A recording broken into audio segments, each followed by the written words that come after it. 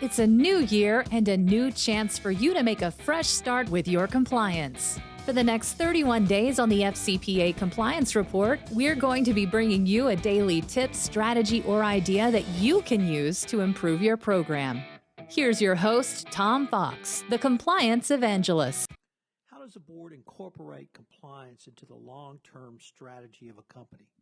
Obviously, many of the techniques and processes and policies that we've talked about are important in creating a long-term strategy, but there's some very specific ways that I want to outline for you today that you can utilize for your board to help the Chief Compliance Officer and the compliance function put compliance, a long-term strategy in place around compliance.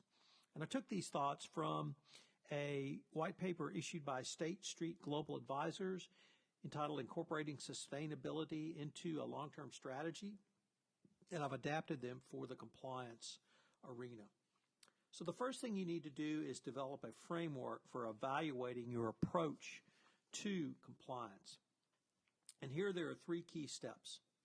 The first is, have you identified the material compliance issues relevant to your business?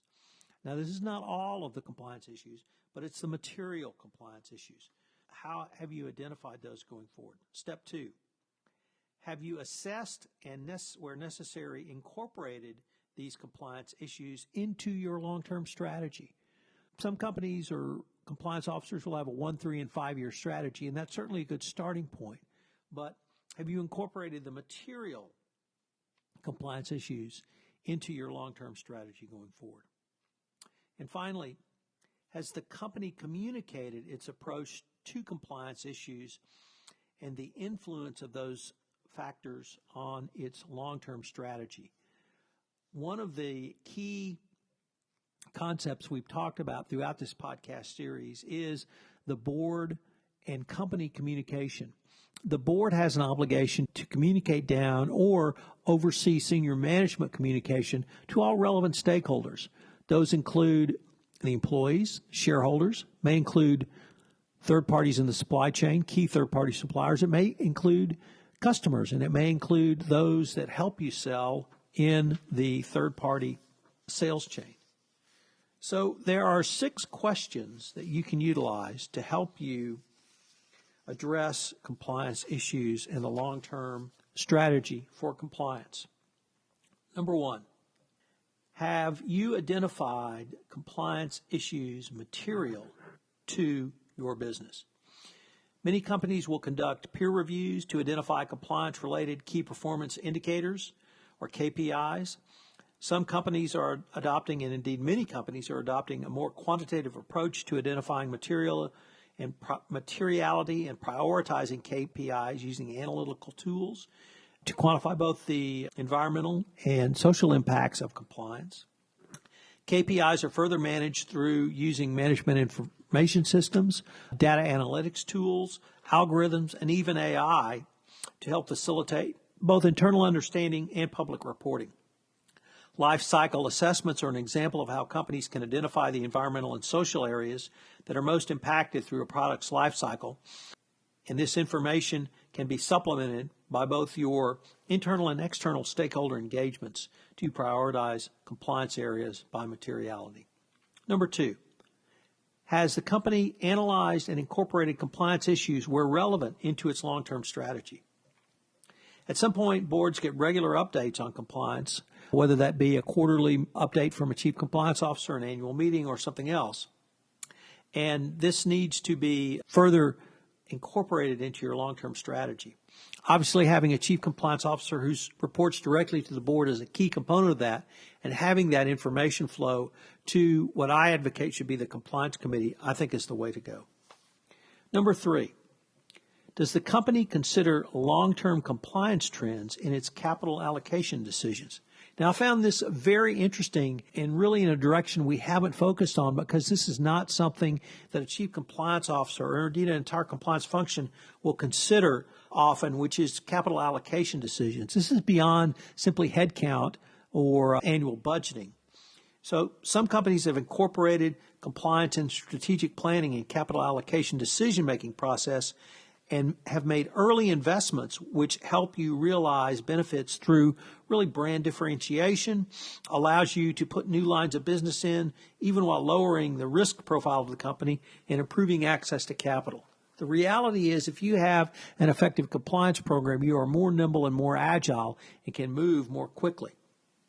So how have you looked at this from a capital allocation decision standpoint? Number 4, is your board equipped to adequately evaluate and oversee the compliance aspects of your long-term strategy?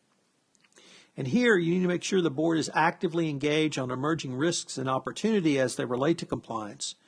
While some companies give oversight to the audit committee, as I have advocated a compliance committee staffed by at least one director-level person with actual compliance experience. So is the board equipped to adequately fulfill its obligations? And this is where you need to look at not only the skill levels of the board, but if you think back to the prior episode on succession planning, how has the board planned for the compliance committee of the board? Number 5, does the company's reporting clearly articulate the influence of compliance around its strategy? In your discussions with investors and shareholders, do you communicate your approach to compliance and the extent which compliance factors are integrated into or impact your strategy? So have you put this as a material aspect of how you will do business going forward? Are you articulating that you will only want to do business with similarly listed ethical companies?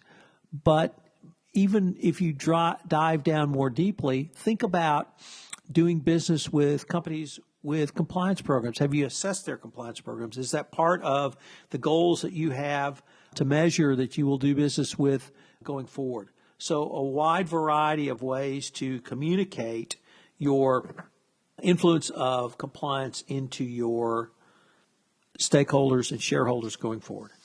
And finally, number 6, is the board incorporating key compliance drivers into performance evaluation and compensation programs?